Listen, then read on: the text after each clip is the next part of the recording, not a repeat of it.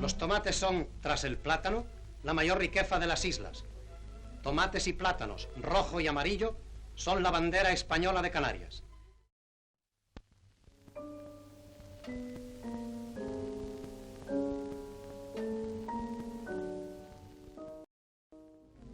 Hacer allí tierra es hacer patria, es ensanchar abnegadamente la fecundidad de la patria española.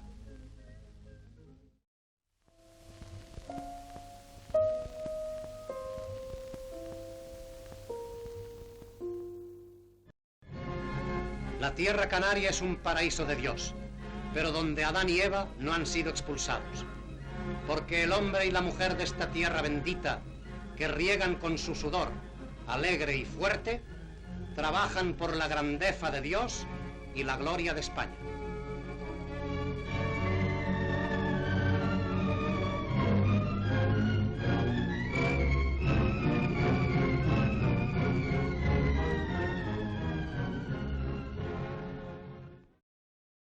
A partir del 18 de julio del 36 en Gran Canaria se produce una represión brutal. Los rebeldes tenían claro a quién tenían que detener, a quién tenían que quitar de en medio.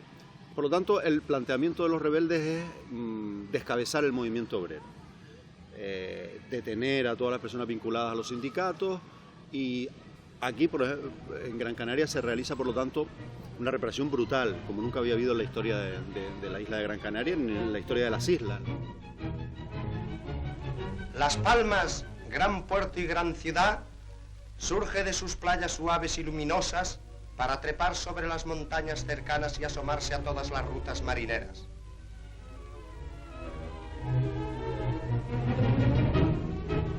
Desde el puerto de la Luz hasta la Vegueta, la ciudad se extiende en una llanura de 7 kilómetros de extensión. A simple vista, Las Palmas parece una ciudad de reposo, bellos hoteles, jardines y un horizonte siempre de mar. Lo que ocurre es que en Canarias se logra el principal objetivo de los rebeldes, que es sembrar el terror a la población para que no vuelva a organizarse en sindicatos, no vuelva a pedir subidas de salarios, no vuelva a reivindicar sus derechos.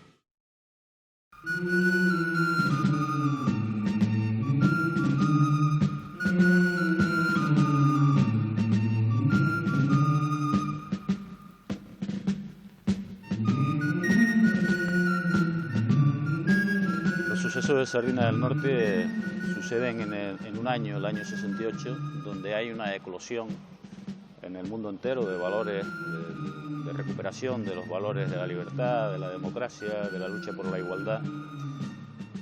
Ahí están los sucesos de mayo del 68, las luchas obreras que hay en el resto de la península. Y Canarias, a pesar de los tópicos, no podía estar al margen de esos valores.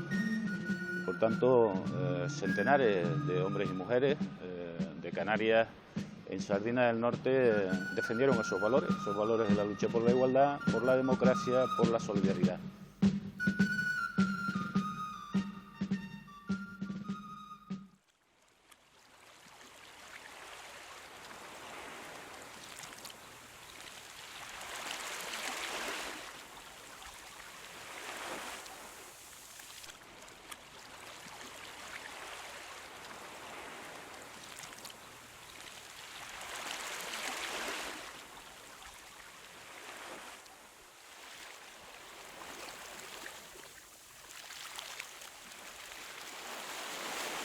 A las 3:30 de la tarde aproximadamente, entre las 3:30 y las 4, pues aparece varios números de la Guardia Civil junto con estos miembros del Servicio de Información también de la Guardia Civil, y dice que estamos todos detenidos. Ya las mujeres empiezan, en fin, a decir que era aquello, los niños empiezan a llorar, las mujeres, en fin, gritos a la libertad. Vamos hacia los coches, hacia las guaguas, y vemos que los coches y las guaguas están todos precintados. Más nerviosa se pone la gente. Y entonces ya cuando ya los ánimos están más caldeados, pues empieza la Guardia Civil a hacer tiros al aire. Empiezan a disparar al aire y entonces pues ya nos cogemos todos codo con codo y ya vamos nos conduce la policía, o sea la Guardia Civil nos conduce hacia la playa de Sardina del Norte.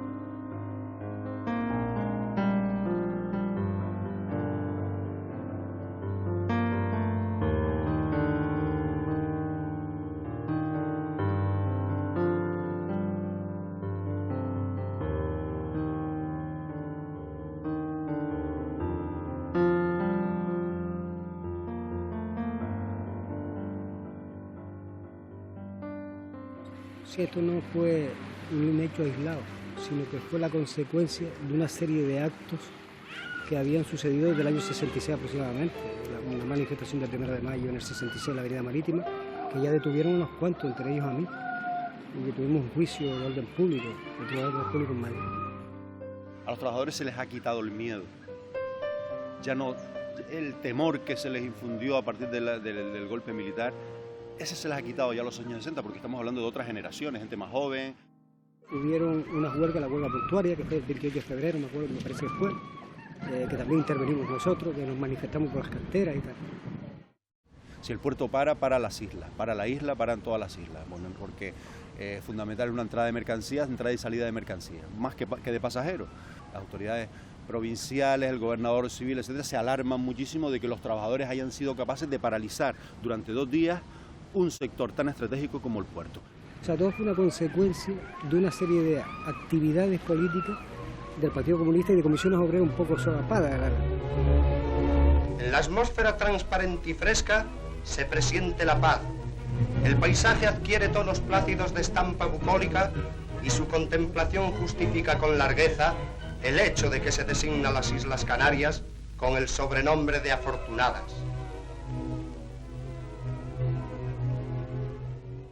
Los antecedentes de los sucesos de Sardinas del Norte, como le llamó la prensa, eran los siguientes, ¿no? Había un problema de tipo agrícola en el noroeste de la isla y, bueno, pues tanto los compañeros de comisiones obreras como la dirección del partido, pues fuimos a ver arriba lo que ocurría, porque nos habían llamado, ¿no?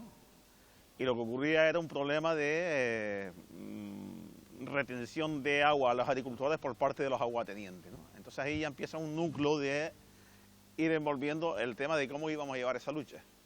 Pero casualmente pues nos enteramos también de que un poco más abajo, en Galdar, la compañía Satra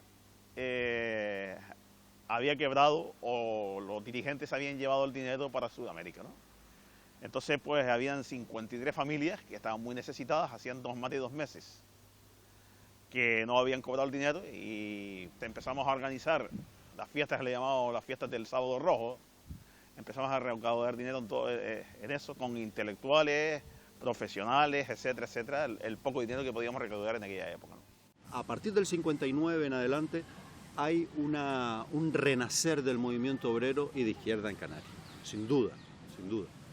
Pero paralelamente el Partido Comunista se está fortaleciendo de una manera bastante significativa. El partido en el año 61 cambia de dirección en el partido aquí en Las Palmas, ¿no? Tony Gallardo se hace cargo de la Secretaría General del partido. Recuerdo que salimos de Las Palmas, nos dirigimos a Sardinas del Norte, donde ya habíamos quedado con los trabajadores y familias a efectos de celebrar un almuerzo prácticamente de trabajo. Se trataba también en esa comida de darle solución al problema de esas 53 familias afectadas por ese conflicto. No se olvide hoy que el motivo principal que nos ha llevado a aquella asamblea fue que 48 trabajadores han sido estafados por la empresa Satra, que la empresa contrató las obras, cobró, no pagó los salarios, levantó la maquinaria y se fue dejando a los trabajadores con 2 palmos de narices. Una vez llegamos o empezamos a llegar parte, en este caso de trabajadores, en este caso de compañeros de Las Palmas, pues a primeras horas de la mañana, pues ya había un gran número, un buen número determinado de guardias civiles presenciando en este caso y oyendo en este caso lo que en este caso manifestamos en dicha asamblea. De Sardinas del Norte había un guardia civil muy joven con un fusil cerca a la orilla de un terraplén que había allí, y entonces el hombre cogió miedo creyendo que yo lo iba a lanzar abajo, ¿no? Y entonces seguimos la marcha hacia arriba, hacia la playa, y allí intervino un comandante que no se presentó con un uniforme, sino vestido de paisano. Que después resultó ser el comandante Otero. El comandante Otero, sin mediar palabras con ninguno, le coge la pistola a uno de los números de la Guardia Civil que habían estado haciendo disparos al aire y empieza a disparar contra nosotros diciendo que iba a acabar con todos los rojos de mierda y en fin, todas estas cosas, ¿no?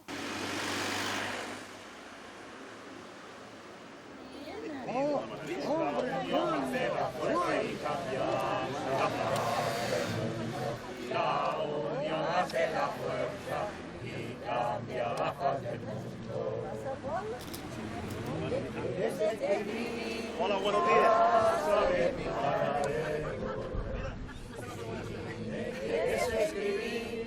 Casa de mi paradero, voy a Sardina del Norte a luchar por los obreros. Voy a Sardina del Norte a luchar por los obreros. Vinieron aquí no por el hecho de Garda exclusivamente, sino porque ya había habido una serie de actividades, de huelga, de problemas y tal, que le íbamos ocasionando. Además, muchos ya estábamos fichados, pues ya había caído en el 1 de mayo del 66. O sea, ya se veía a los guardias civiles ya por las laderas, por la era. Y entonces incluso traía los fusiles, las bayonetas clavadas. Y entonces sí vinieron unos guardias civiles que no dejaban ni salir, ni entrar, ni nada. Aunque mucha gente se salió por la ladera, arriba. Yo no sabría decir bien por qué yo no me fui. Yo creo que no me fui porque no veía justo lo que se estaba haciendo. En realidad es que el miedo, no sé, es que no sentía nada. En aquel entonces lo único que veía era de que se acercaba un señor ahí con una pistola a tirotearnos y lo único que pensaba era, bueno, en aquel momento lo único que pensamos fue en hacer un corro y a los niños y a las mujeres que iban con nosotros, pues meterlas dentro del corro para que no recibieran un tiro. Y las consecuencias fueron, pues, las detenciones. Las detenciones que ellos no querían detenernos a todos, en principio, solo querían detener a los dirigentes, a los que ellos consideraban que eran los hombres más significativos, ¿no?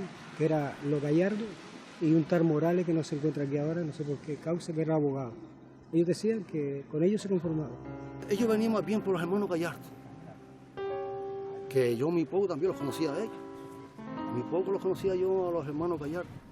Como a Morales tampoco lo conocía mucho.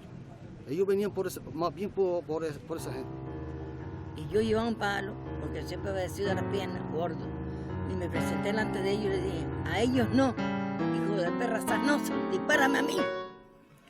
Y nosotros pues dijimos, todos nos llamamos Gallardo, o todos o ninguno. ¿Íbamos todos o ninguno? Pues entonces empezaba a amenazarnos, que lo dispersáramos y tal, y entonces lo que íbamos todos enganchados, y salimos todos de la playa así. Habían niños, mujeres, niños hasta de meses.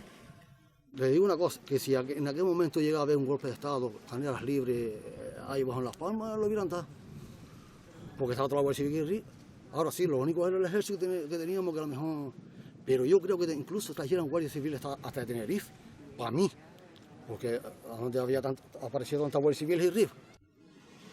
Pues fuimos a Estados Unidos, íbamos a coger los coches, nos dejaron coger los coches, porque luego ya no eran 4 guardias civiles, había montones, ya no sé dónde salieron.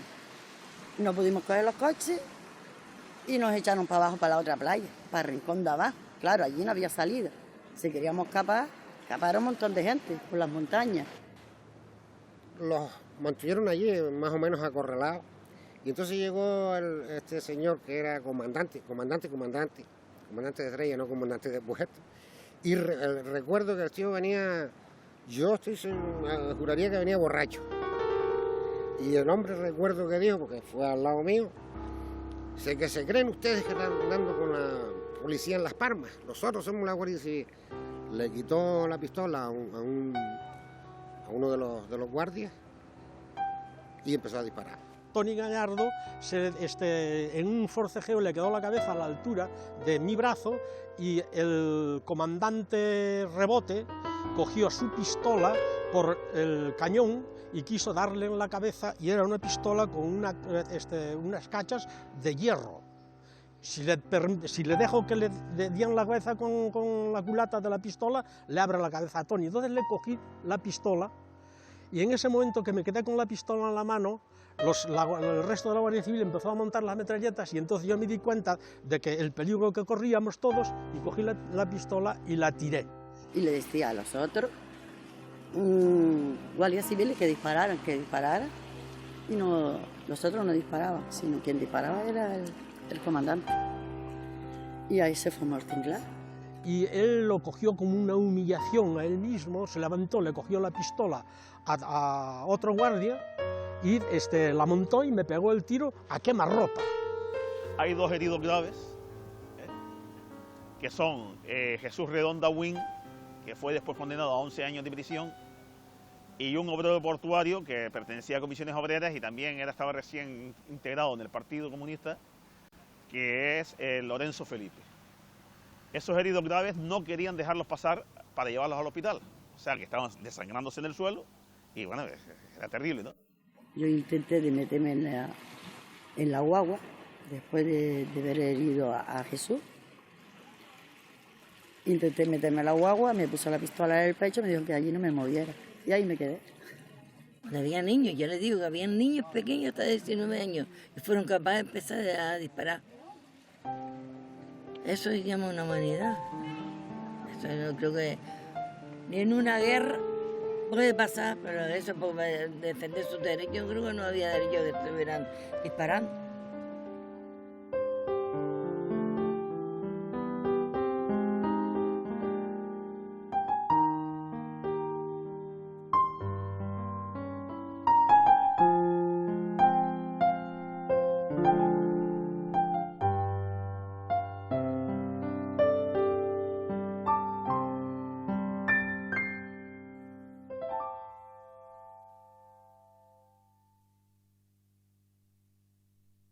Nos detienen a todos y se llenan 2 guaguas, ¿no?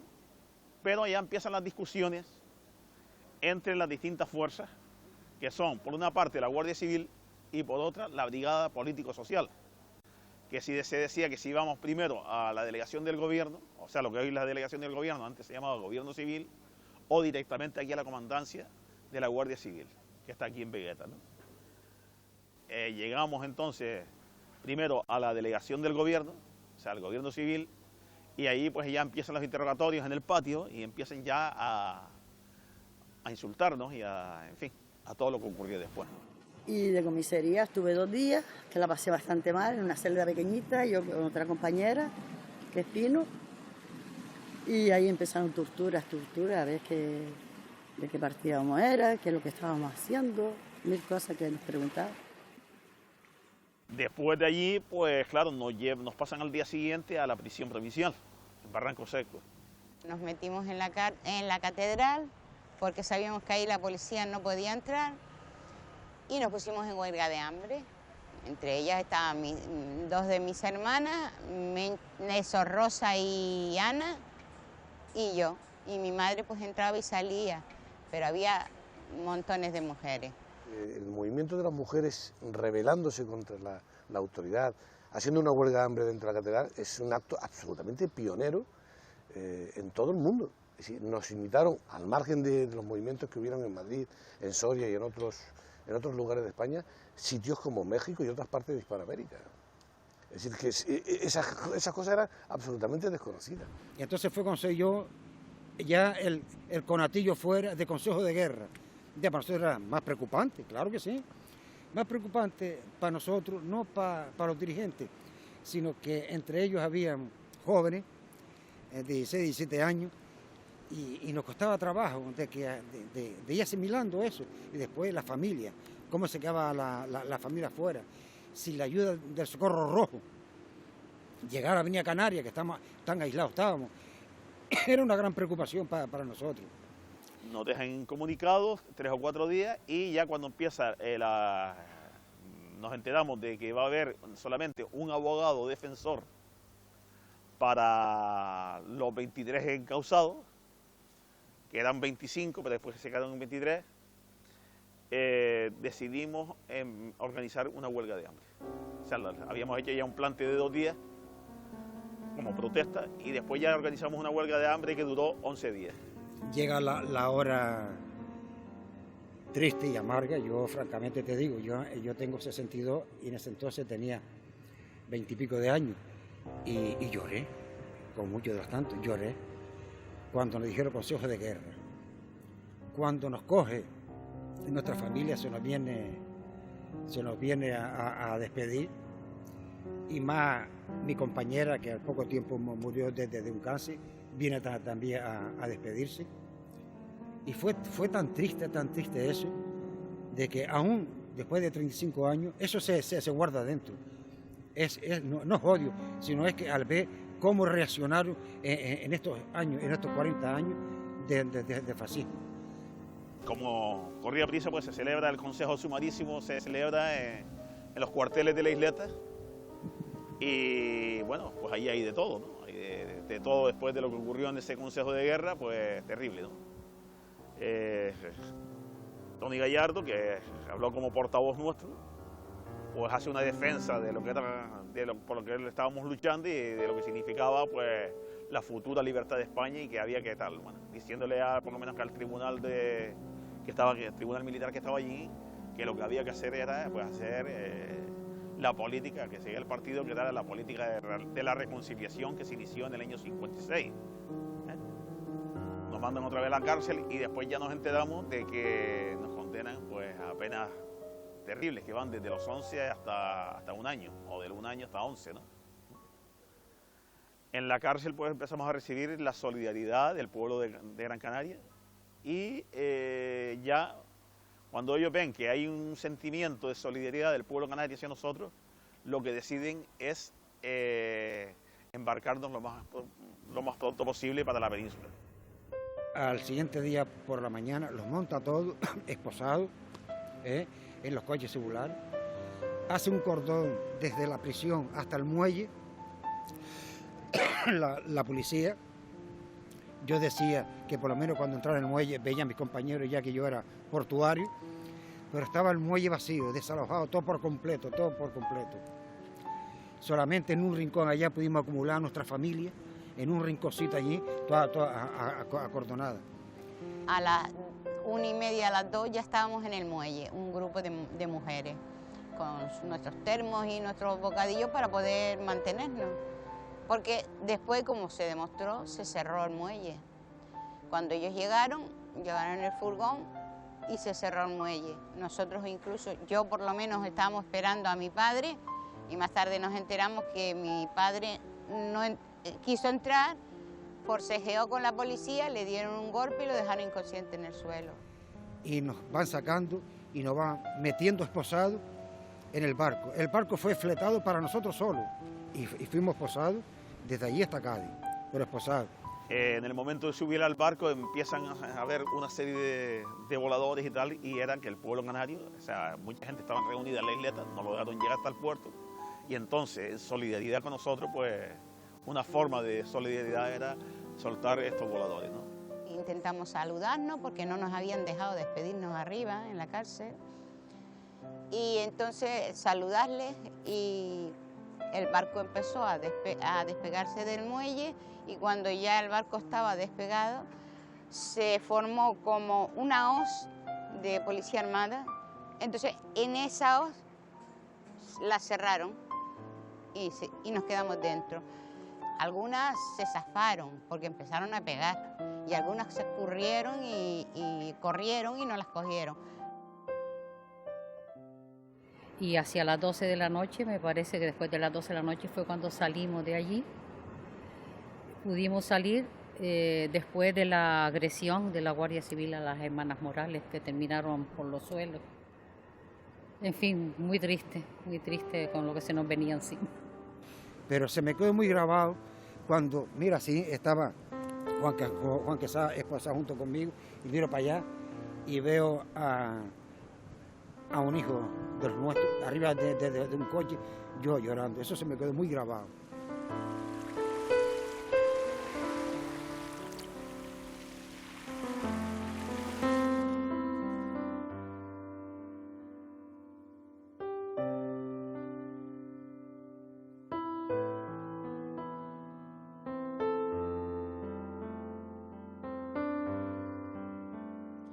Y entonces la noche aquella, el día que nos llevaron para afuera, para la península. Llegó la vieja allí y preguntaron, mire, ¿y mi hijo? Dice, no, él no está aquí ya. el día que ya él no está aquí. Dice, ¿cuándo lo llevaron? No sé cuándo lo llevaron, le dijeron que no sabía cuándo lo llevaron. Entonces, uno que estaba por allí, que fue a ver al hijo también, a un hijo, le dijo, dice, señora, ¿usted está preguntando por su hijo? Pues sí. Dice, mire, vaya al muelle Santa Catalina, el muelle grande, que allá abajo está el barco, que van, ya ellos fueron para abajo ya. Ya ellos fueron para abajo, que van a embarcar ya. Y por lo visto la vieja tenía poco dinero.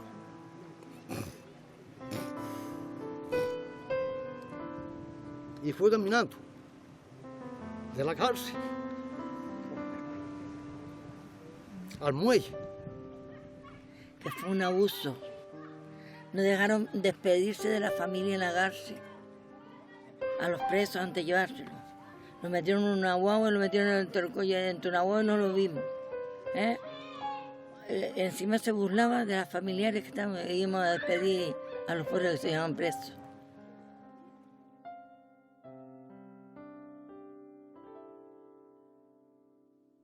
Lo más dramático fue la partida, de hecho, porque eso fue un destierro lo que hicieron con ellos, porque como nos decían las mujeres de los presos políticos, que toda España tenía presos políticos por todos lados, nos decían que claro, que los nuestros tenían menos posibilidades que los de ellos, porque ellas cogían un tren y estaban ahí, y nosotros teníamos que coger un barco, llegar a Madrid, coger el tren, irlos a visitar. Era tal el estímulo, el entusiasmo de que íbamos cada día avanzando en hacer retroceder a las fuerzas represivas, que eso nos llevaba a nosotros de estímulo para mantener nuestras concesiones ideológicas en defensa de la clase trabajadora. Por lo tanto, a nosotros nos animaba y no desfallecíamos para nada la lucha, que continuamos en prisión con huelgas de hambre, encierro, reclusiones y castigos de la prisión. Ya allí empieza ya en nuestra sangre a decir, soy preso político, porque ya se veía ya, los funcionarios nos arrinconaban, la comida nos la tiraba allí, ya no podíamos ni siquiera salir porque éramos de paso, pero allí ya empezamos ya a sentir ya lo que es el preso político. En Segovia la pasaron fatal, en celdas de castigo. Y una de las veces que se negó Tony a que si no dejaban a los dos hijos entrar juntos, pues él no, que se fueran los dos, pero que uno sí y otro no. Lo metieron en celda de castigo, lo tuvieron allí, bueno, unos dramas. Después de nosotros haber ido para allá, después no lo podíamos ver.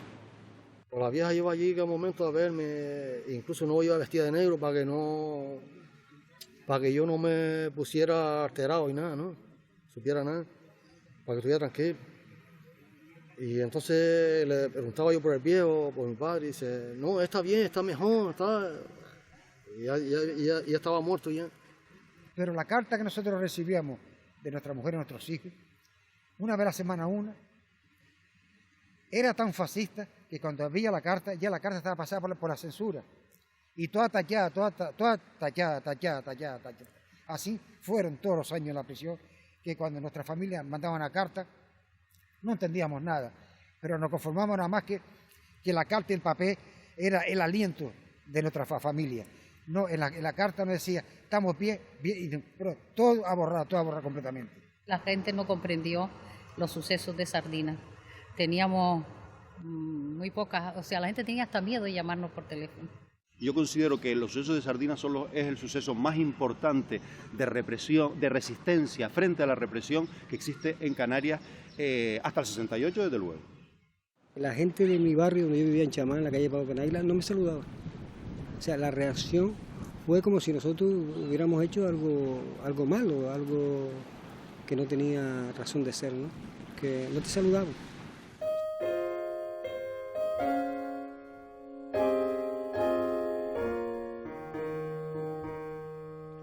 Vivir en cadenas, qué triste es vivir, morir por la patria, qué bello es morir. Partamos al campo, que es gloria y partir, la tromba guerrera nos llama a la vida, la patria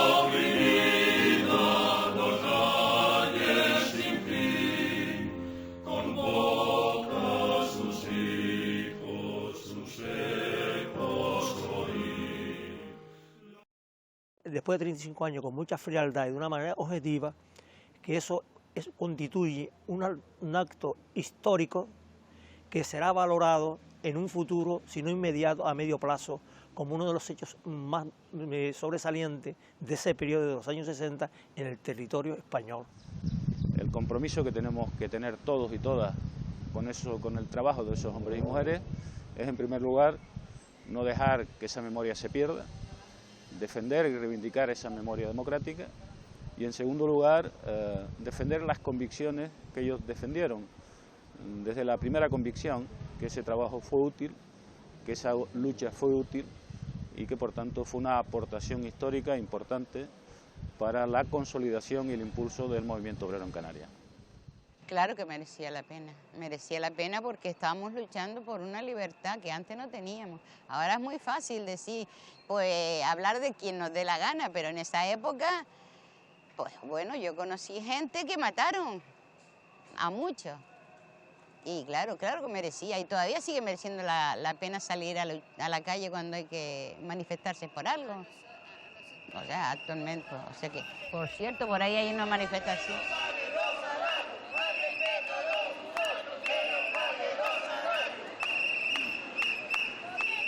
Y los jóvenes debían de recordar.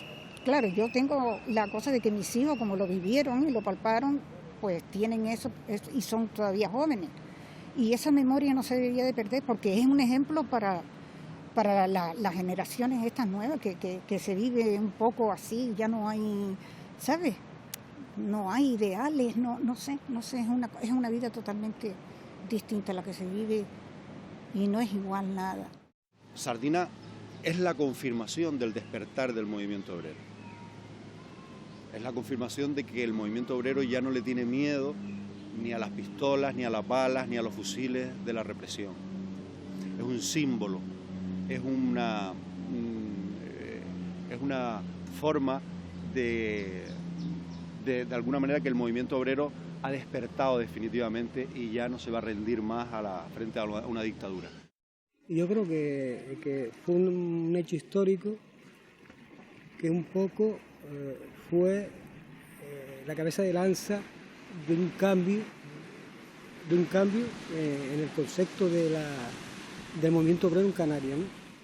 Se han cambiado muchas cosas, muchísimo. Y yo creo que valió mucho la pena los sacrificios de lucha que se hizo en aquella época, hasta que vino la democracia. Después ya el tiempo dice que cura. Y yo no sé, hoy en día quizás ni les guardo rencor, porque uno puede pensar un poco y no sé ni qué pensar. Si me los encontrara, no sé cómo actuaría. Pero la historia hay que escribirla para que se sepa lo que se sufrió ayer y que lo que se llama democracia, entre comillas, fue también con sangre y sacrificio de todas aquellas personas que pasaron a través de los años del franquismo por todas las cárceles. Son cosas que pasaron, pero ya digo, yo no estoy nada arrepentido de haber ido a la cárcel por eso. Evidentemente no creo que sea la mejor forma de dar, pero tampoco estoy arrepentido, porque entre otras cosas aprendí mucho de otros compañeros y porque creo que lo que se hizo era justo. Para mí ha sido doloroso, porque además eso yo, como dice, ay, tú no perdono que me hayan a mí. No olvido, porque ¿cómo voy a olvidar yo que me hayan metido a mi marido en la cárcel, al padre de mis hijos, que privar a mis hijos de ver a su padre y de estar con su padre? ¿Por qué? Si él no había hecho nada ni había matado a nadie. Por unas ideas. Pues no lo entendí, nunca lo entendí, ni lo puedo entender, Estoy recordando y me estoy... A veces tiene uno que llorar, ¿no? Y recuerda a uno, y yo a veces recuerdo muchas cosas, y lo recuerda a uno, pero se lo atrinca uno para adentro. Pero cuando uno pega a sacarlo para afuera,